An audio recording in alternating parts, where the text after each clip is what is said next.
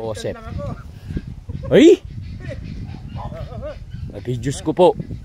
Eh, paano nangyari din eh? Laki! Grabe to. Kapait naman ano eh. Ay, Diyos ko. Napakalaki. Yung mga ng elepante eh. Mario Joseph.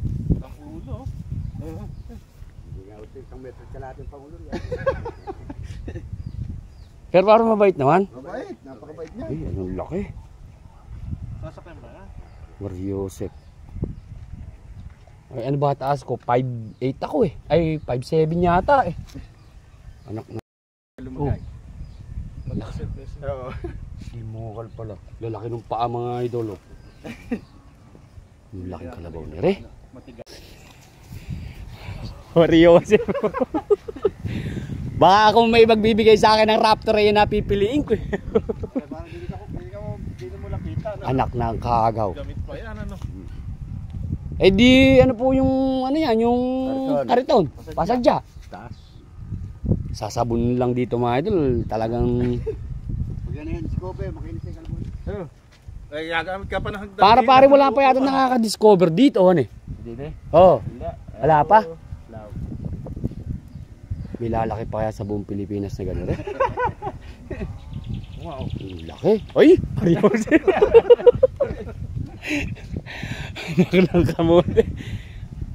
Grabing kalabaw to mga idol. Sobrang laki. Malamang ma Jessica Soho naman to. Yung isa kong binlag eh, napunta ka eh, public affair eh. Interview. Yung bulong ano. Yung mga bulong, susod sa ilalim.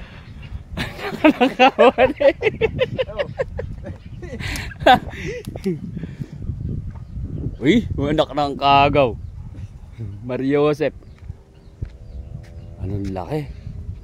Pare tumukod ka nga dyan para sa Mexico na yan. Kuha na nga kita.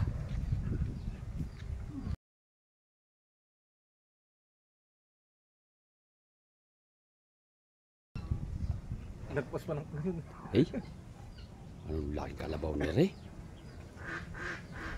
Mario Joseph laki. Be, may nakita akong kalabaw yung kay Tata Efren, hindi ganyan. lalaki pa kaya si Be, pagka naandin eh, hindi na makita yung dawa. Eh mga idol, sigagan niya natin para makita. Anak ng kaagaw. Malaki mga idol. Sobrang laki nito. Ito. Oh, ayan mga idol. Labas. Grabe to.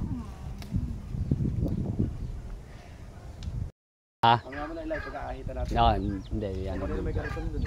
Mga idol, dito tayo mga idol sa may malaking kalabaw. Mga idol, sinadya natin siya dito para makita natin yung totoo ko talagang malaki. Pero sa nakita natin mga idol sa personal, yung mga binablog natin na malaking-malaki, hindi naman sa inaano natin. Eh, pagka nailagay mo doon, hindi mo makikita mga idol. Talagang malaki to. Ito na yung ano, super laki na nakita natin. Hindi lang natin alam mga idol kung talagang pang-Pilipinas na to mga idol. Yung bang pinakamalaki sa buong Pilipinas. Nabuhay pa mga idol ha. Ayan. Ulong-ulo pa lang mga idol. Isang tambak na nung bulo na yun yung ulo. Ito naman mga idol, kaya pala may mga akay na bulong ganyan. Yung palang isa, ulila. Tapos isa may nanay. Namatay daw po yung nanay ng isa. Kaya yan ang pinaka-ampun-ampun niya mga idol. Laki. Laki. 6 flat.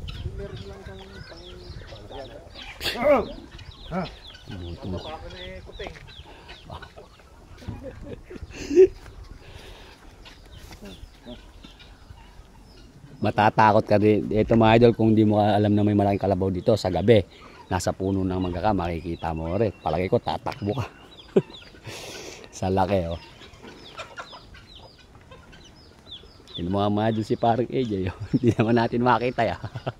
Dudungaw natin gano'n. Nak nang kaagaw. Laki ito mga idol.